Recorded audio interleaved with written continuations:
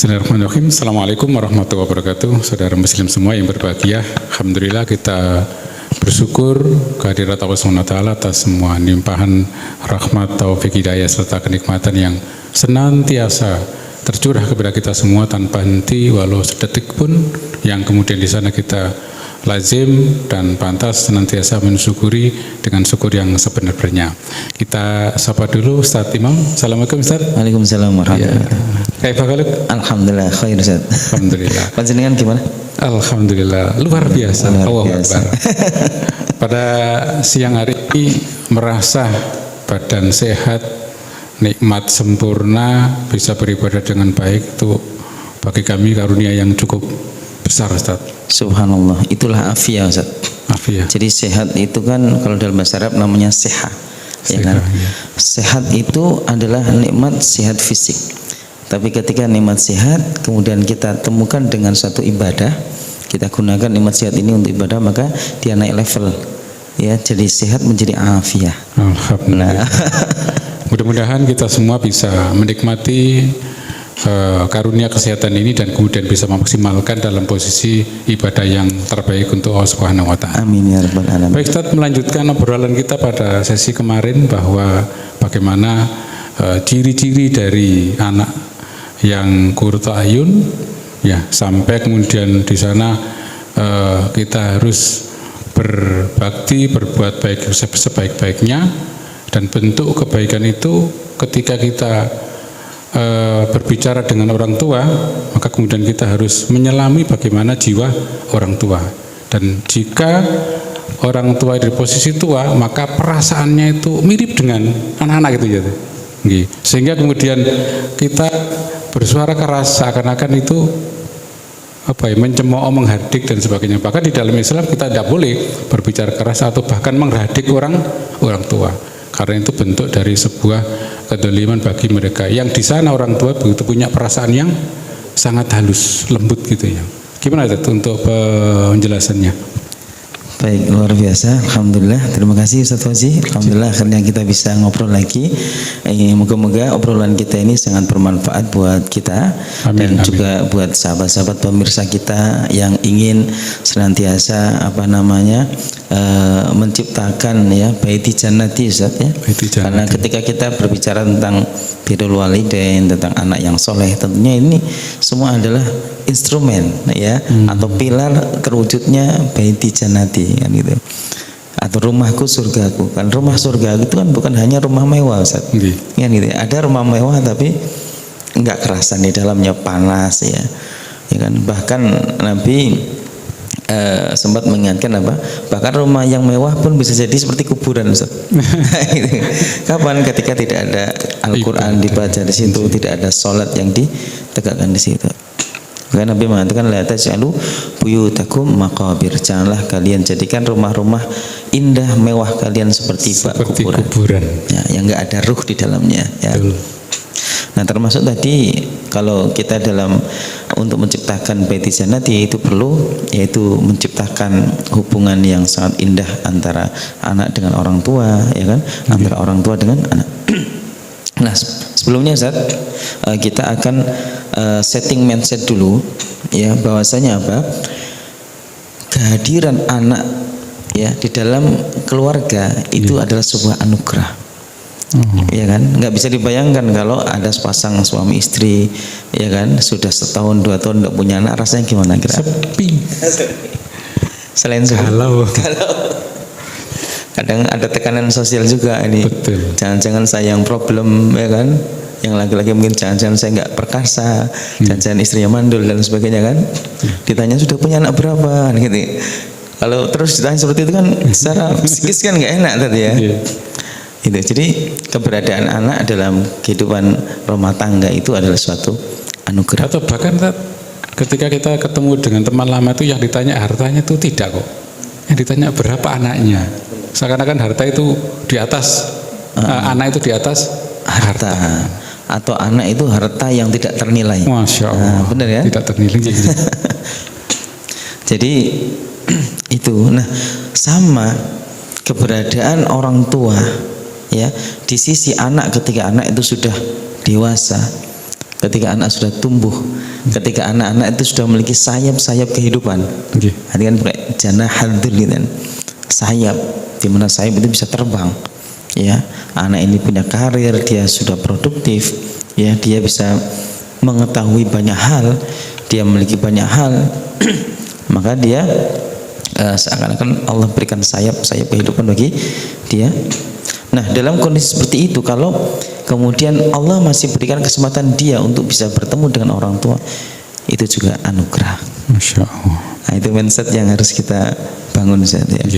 Jadi ketika kita para anak sudah dewasa, sudah produktif, sudah memiliki banyak sayap-sayap kehidupan, karir, pekerjaan, harta dan lain sebagainya, kemudian ada orang tua yang masih hidup, ya, yang dia masih kemudian menjadi nenek bagi anak-anak kita, maka catat itu adalah satu anugerah.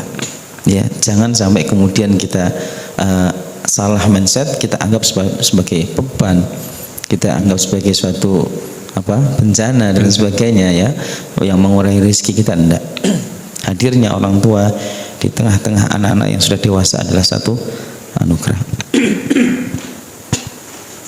Jadi ini.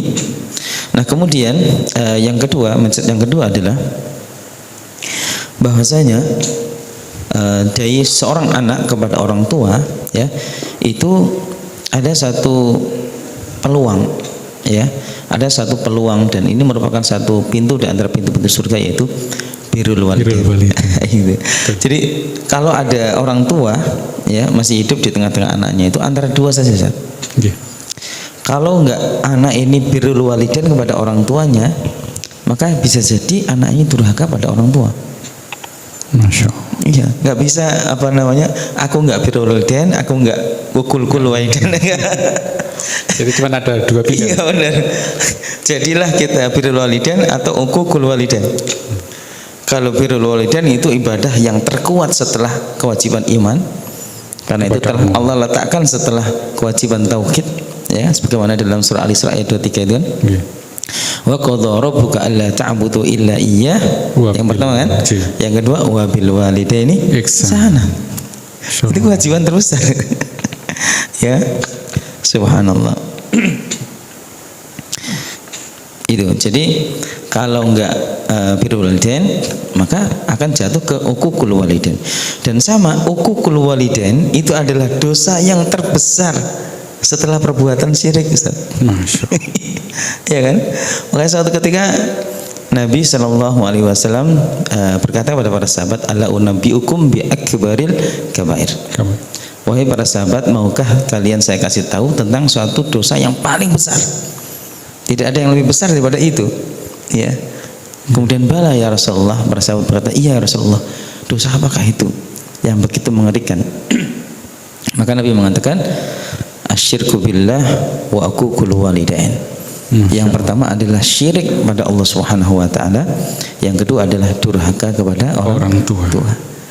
Ala wa syahadatuz zur, ala wa syahadatuz zur, ala wa syahadatuz zur. Kemudian yang ketiga adalah kesaksian palsu, kesaksian dusta, ya, dan kesaksian dusta.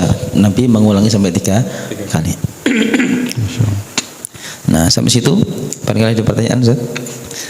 Kalau kemudian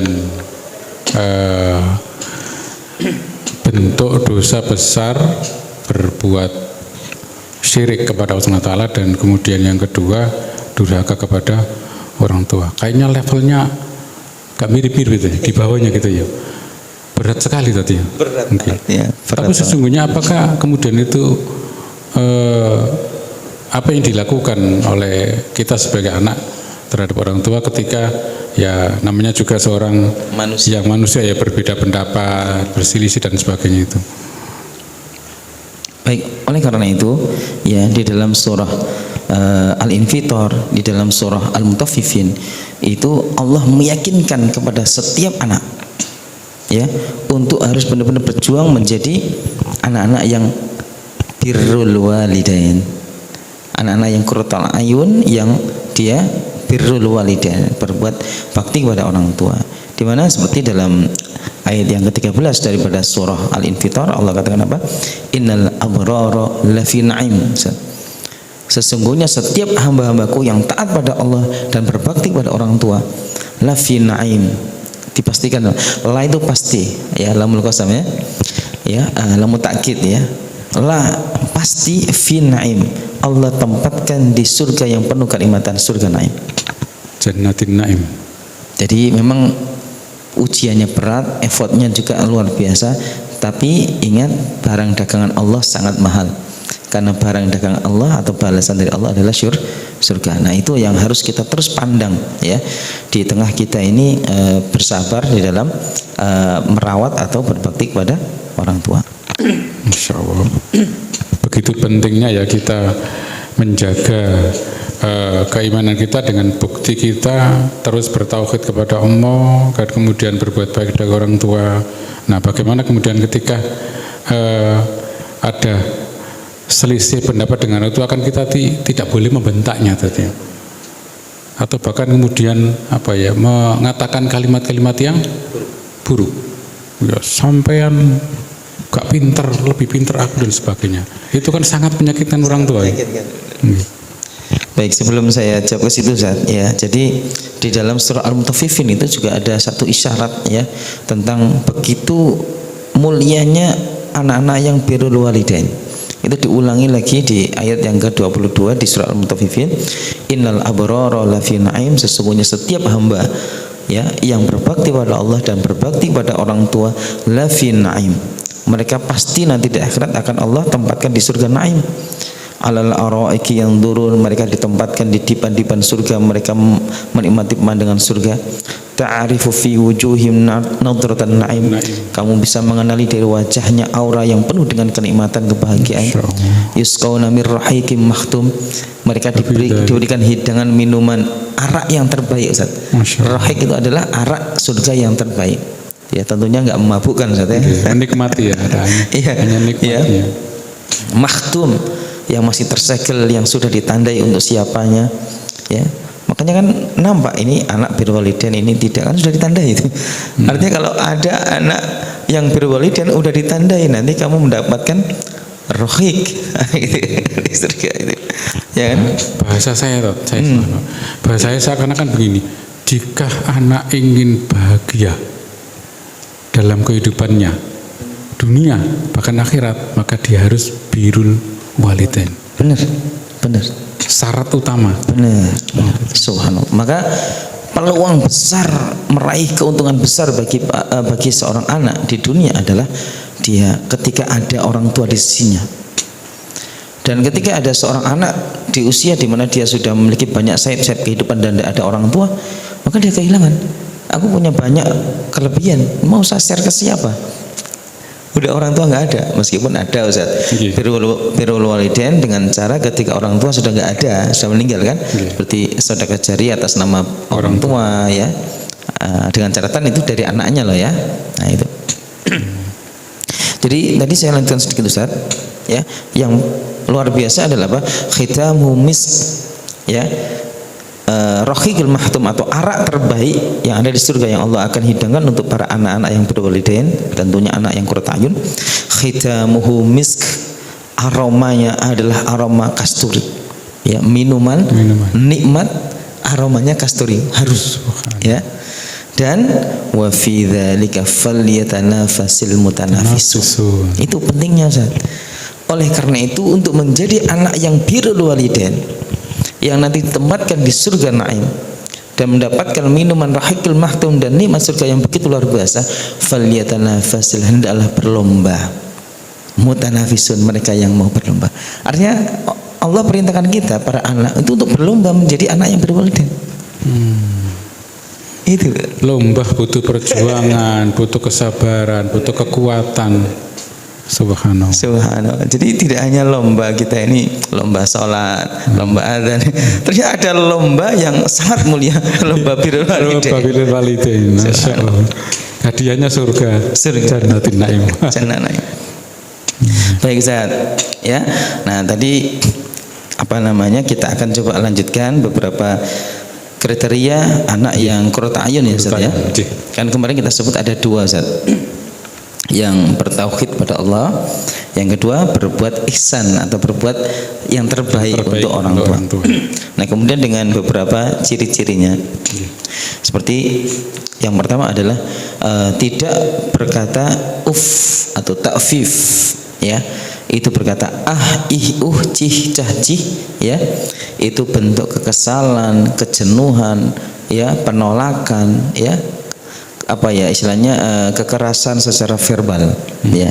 Kalau dalam tafsir disebutkan bentuk kata ta'fif atau ya, ini adalah bentuk kekerasan dari anak kepada orang tua secara verbal, ya.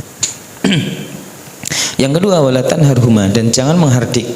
Nah, sebagian ulama tafsir juga menerangkan yang disebut dengan menghardik sini adalah kekerasan secara fisik. Jadi kalau itu adalah kekerasan secara verbal, ya, lisan, baik mengejek, menyalahkan, mungkin membentak, ya kan, merendahkan. Sedangkan tanharuma itu secara fisik, ya, mungkin memukul orang tua dan sebagainya, ya. Ini termasuk menghardik daripada orang tua, yang merupakan sifat yang buruk yang mustahil dimiliki oleh anak yang qurratu a'yun. Dan yang ketiga, wa qul lahuma qawlan karima, dan ucapkanlah ucapan terhadap orang tua ucapan yang memuliakan, ucapan di mana ketika orang tua mendengarnya dia merasa dimuliakan. Karena memang orang tua adalah sosok yang memang harus dimuliakan, ya, dengan cara apapun, cara yang terbaik. Maka kalau kita bersikap yang bagaimana orang tua bisa termuliakan dengan sikap tersebut.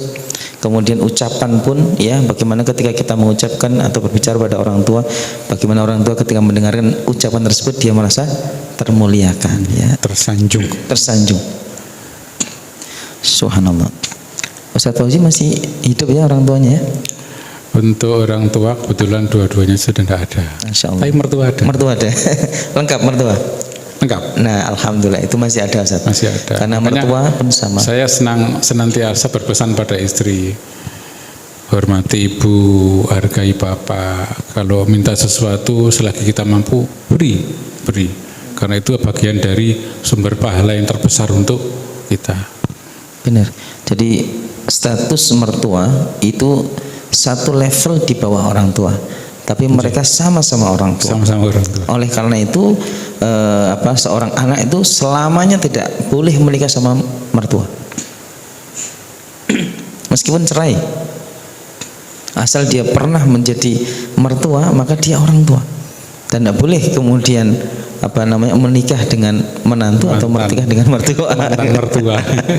Tidak ada mantan, ya. Jadi seperti itu. Jadi kemudian Ustaz Fauzi, jadi yang ketiga Ustaz, ya, wa qul lahuma qawlan karima, berkata dengan perkataan yang mulia. Nah, sekarang kita akan lanjutkan poin berikutnya, Ustaz. Poin yang keempat. Ya. Apa itu ciri anak yang qurratu a'yun? Yang keempat adalah wakhfid lahuma janahal dzulli minar rahmah. Ini belum disampaikan, belum, ya? Betul. Wakhfid, dan rendahkanlah lahuma, untuk kedua orang tuamu yang mulia itu, janahal dzul, ya, yaitu sayap kerendahan. Nah, ini tadi saya sebutkan sayap kehidupan, ya. Jadi orang itu kalau udah dewasa dia punya sayap, bisa terbang. Dia punya kelebihan. Meskipun kita punya kelebihan ilmu, harta dan sebagainya, maka selogikanya kita masih merendah di bawah orang tua. Dan itu bukan berarti kita akan menjadi rendah karena itu, ya. Tidak. Ya. Jadi kalau merendahkan diri kita pada orang tua itu justru membuat kita mulia. Ya. Masya Allah. Ya.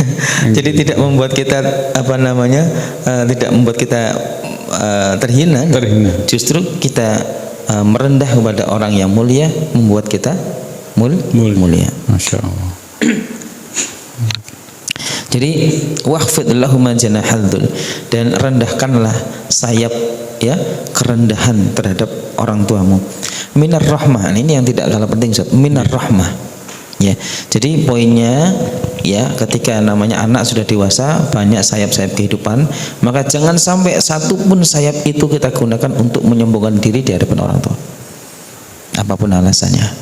Ya. Karena apa? Apa yang bisa kita sombongkan terhadap orang tua? Kita menjadi hebat seperti ini karena orang tua. Orang tua. Iya kan? Orang tua melahirkan. Kan kita lahir dari orang tua. Orang tua. Kan gitu. Yang mengasuh, menyekolahkan, ya. Jadi sayap-sayap kita ini milik mereka. Bagaimana sayap mereka digunakan untuk menyerang mereka? Iya kan? Bagaimana sayap mereka kemudian kita gunakan untuk menyombongkan diri di hadapan mereka? Tidak ada yang bisa kita sombongkan atau apa? Tidak ada satu sayap-sayap kehidupan yang bisa kita gunakan untuk menyombongkan diri di hadapan orang tua dengan alasan apapun. Jadi subhanallah. Makanya Nabi pernah berkata kepada salah seorang sahabat, anta wa maluka li abika. Pada salah seorang sahabat, kamu dan semua harta dan aset yang kau miliki itu milik orang tua. Orang tua. Selesai. Ya kan? Jadi orang tua punya hak atas diri kita, orang tua punya hak atas harta kita, orang tua punya hak atas waktu kita. Itu. Maka jangan macam-macam sama orang tua. Malati. Gitu, Ustaz. Nah, oleh karena itu jangan sampai kemudian seorang anak itu lupa ketika dia sudah dewasa, ketika dia bisa ketika dia produktif, ya, dia punya harta, jangan sampai lupa untuk memberikan sebagian daripada harta kita kepada orang tua. Itu banyak yang anak-anak yang lupa, ya. Jangan lupa, tidak harus banyak, tentunya orang tua tahu kapasitas kita sebagai anak, kan gitu. Jadi yang penting semampu kita, yang penting ada sesuatu yang bisa kita beri kepada orang tua, ya. Tentunya kalau bisa ya rutin, Ustaz, ya kan, seminggu sekali atau 1 bulan sekali. Karena orang tua tidak akan melihat nominal, tapi orang tua melihat keberadaan dan kepedulian anak-anak. Itu bagian dari perhatian kita kepada orang tua. Benar. Bahkan pengalaman saya dulu ketika ibu masih gesang gitu ya, ketika kita mau sowan ke rumah kemudian bawa sesuatu, kita kasihkan sesuatu, beliau nanya balik, sudah adakah untuk anak istrimu? Sudah, ini untuk ibu. Baru mau terima. Subhanallah. Jadi betul tahu kapasitas kita benar-benar. Benar. Dan orang tua sangat menghargai berapapun yang kita beli. Subhanallah. Nah, Ustaz, baik. Kemudian apa? Minar rahmah itu. Kasih sayang. Nah, ini yang mau saya catat adalah cinta itu ada 2, Ustaz. Ya. Satu mawaddah, satu rahmah. Makanya sakinah, mawaddah, warahmah gitu. Jadi mawaddah itu adalah, sebagaimana dalam tafsir jelaskan, mawaddah itu adalah rasa cinta berdasarkan fisik. Berdasarkan fisik. Seperti apa seorang anak cinta sama orang tuanya karena orang tuanya masih sehat, orang tuanya melindungi dia, orang tuanya memberikan jajan pada dia, ya kan, mengasuh dia, ya pantas anak itu cinta sama orang tua. Karena ini adalah cinta mawaddah. Tapi kalau rahmah ini adalah cinta yang bukan lagi berdasarkan fisik, tapi cinta berdasarkan kasih sayang, ya, belas kasih, simpati, empati. Udah nggak lihat fisik, udah, ya, meskipun orang tua sudah lemah, ya, udah nggak bisa apa-apa, kita gendong, kita ganti pas, tetap kita lakukan dengan cinta. Itulah rahmah. Masya Allah. Ya, kalau dalam rumah tangga juga demikian, ya kan, meskipun istrinya sudah tidak bisa sudah jelek kan seperti itu, ya. Mungkin sudah tua dan sebagainya, ya nggak mungkin dia akan cerai kan. Kenapa? Rahmah. Mungkin ketika awal-awal menikah, usia pernikahan baru 5 tahun, 10 tahun, ya kan, aura kecantikannya masih begitu kental, ya, itu mawaddah, lumrah. Bagaimana ketika istri sudah tidak lagi mekar seperti dulu? Nasyid, itulah rahmah, dan itulah komitmen, ya, dan itu yang paling kuat. Nah, sekarang banyak anak-anak pengantin-pengantin muda yang kurang memperhatikan aspek ini, fokusnya hanya di mawaddah. Yang laki-laki besar ototnya gitu ya. Yang perempuan mempertebal make upnya gitu ya. Dikira dengan itu kemudian bisa mencapai sakinah mawaddah warahmah. Enggak. Cinta yang tertinggi dalam rumah tangga adalah rahmah. Sama seperti cinta yang tertinggi dalam hubungan seorang anak terhadap orang tua adalah rahmah juga. Jadi subhanallah. Luar biasa ya. Ya mungkin yang terpenting dari sini sebelum obrolan kita nanti kita akhiri, gimana caranya memunculkan rahmat di dalam hati kita sehingga nanti ya mawaddah warahmahnya itu utuh, bukan dari awal saja tapi dari awal sampai kemudian akhir, termasuk kepada orang tua. Gimana tuh? Ini pertanyaan terakhir ya, untuk menutup ya. Baik, bismillah, saya coba menjawab. Jadi itu dari dua, Ustaz. Bagaimana cara agar seorang anak ini memiliki rahmah, memiliki cinta yang bukan lagi lihat fisik tapi benar-benar tulus dari hati, kasih sayang ya, kasih sayang terhadap simpati, empati terhadap orang tua. Jadi yang pertama yaitu menumbuhkan chemistry ya, menumbuhkan chemistry seorang orang tua ya. Bagaimana ketika anaknya kecil benar-benar membangun chemistry yang sangat bagus dengan anak-anaknya ya. Jadi kalau menurut Dokter Aisyah Dahlan tuh ya, anak-anak ketika berusia 7 tahun pertama ada 5 hal yang sangat mereka butuhkan ya. Anak itu perlu didampingi, anak itu perlu dilayani, anak itu perlu dipuji, anak itu perlu dilayani, anak itu perlu dihadiahi ya. Jadi 5 hal ini kalau selalu diberikan kepada anak maka akan tumbuh chemistry, tumbuh kecintaan ya. Jadi kecintaan batin yang begitu kuat. Nah ketika orang tua sudah tua maka chemistry ini akan tetap ada gitu. Jadi kalau dulu orang tuanya ketika besar nggak pernah memberikan sentuhan, perhatian, nggak pernah memberikan pujian, itu ngomongnya kasar terus, itu nggak pernah menunggui dia, menemani dia, nggak pernah memberikan hadiah dia. Ya ketika besar kemerungsung, komunikasinya nggak komunikasinya nggak harmonis, komunikasinya nggak enak gitu. Jadi nggak bisa dekat antara anak sama orang tua. Ya, dan itu nggak bisa dibuat-buat, butuh waktu.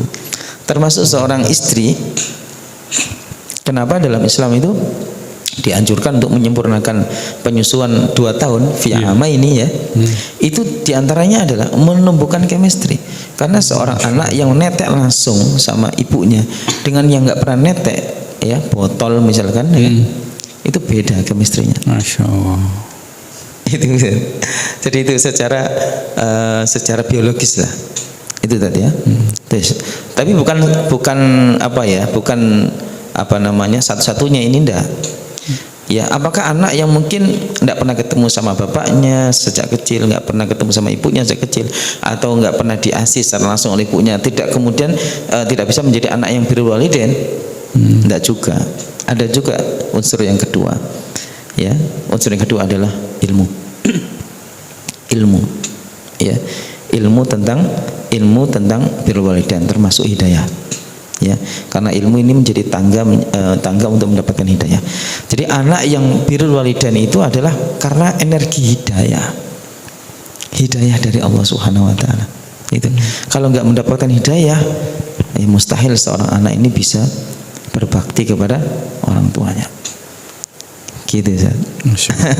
Nah, termasuk ya seperti dia membaca hadis-hadis ya tentang fadilah birrul walidain, dia membaca ayat-ayat Al-Qur'an seperti yang tadi kita sampaikan di awal ya. Jadi kisah Uwais Al-Qarni, seorang tabi'in yang bahkan Nabi Muhammad itu berpesan kepada Umar bin Khattab, kalau kamu ketemu sama orang tersebut dekati dan mintalah ampun ya, mintalah doa dari dia supaya Allah mengampunimu. Umar itu sampai setiap tahun menunggu ya sosok Uwais Al-Qarni ini ya kan. Dan ternyata siapa dia? Dia adalah orang yang miskin papa ya, sampai dia nggak punya uang itu untuk menghajikan ibunya yang sudah tua. Akhirnya dia gendong ibunya dari Yaman sampai ke Mekah. Itu. Ya kan? Akhirnya dari tanda-tanda yang Umar ini mengetahui dari Nabi SAW, ya kan? Ternyata dia adalah orang yang sangat rendah dan tidak terpandang secara sosial. Tidak ada seorang yang memperhitungkan dia. Ternyata dia adalah orang yang terkenal di langit tapi asing di bumi. Saking terkenalnya di langit sampai Nabi mengatakan, kalau kamu ketemu dia, mintalah doa dari dia. Subhanallah. Oleh karena itu kita jangan sampai menilai seorang hanya semata secara fisik, ya. Jangan-jangan kayak Uwais Al-Qarni gitu. Orang kayaknya itu kayak biasa-biasa tapi subhanallah, namanya begitu tinggi namanya terkenal di langit. Jadi subhanallah. Gitu Ustaz mungkin ya. Jadi mungkin kalimat yang pas untuk kita perbincangan ini begitu, bahwa birrul walidaini menempatkan posisi yang sangat penting di bawah kewajiban kita kepada Allah Subhanahu wa taala. Tapi ternyata bentuk birrul walidaini adalah bagaimana kita mempunyai hati kepada mereka meskipun dalam posisi tua. Dengan syarat apa? Kita yang sekarang jadi orang tua dengan anak kita bisa memberikan tauladan yang terbaik, menyayangi, memberikan hadiah, kemudian menyokongnya, memujinya dan sebagainya. Tapi dari itu semua tentu hal yang kedua berikutnya, bagaimana dia punya ilmu terkait dengan bagaimana birrul walidain, sehingga usaha orang tua, ilmu yang diberikan, yang dipunyai oleh anak, serta hidayah dari Allah Subhanahu wa taala memberikan sesuatu yang paling besar kepada anak itu untuk bisa birrul walidain. Gitu tadi ya. Siap. Okay. Baik. Kaum muslimin, saudara seiman yang berbahagia, itu tadi perbincangan ringan kita dengan beliau Ustaz Imam, yang bagaimana beliau menjelaskan kepada kita semua tentang pentingnya birrul walidaini. Allah janjikan surga jannatun naim. Demikian, mohon maaf kurang lebihnya, kita akhiri dengan bacaan hamdalah dan doa kafaratul majelis. Alhamdulillahirabbil alamin. Subhanakallahumma wa bihamdika asyhadu an la ilaha illa anta astaghfiruka wa atubu ilaik. Dari kami Baita Bayati Channel. Assalamualaikum warahmatullahi wabarakatuh. Waalaikumsalam warahmatullahi wabarakatuh.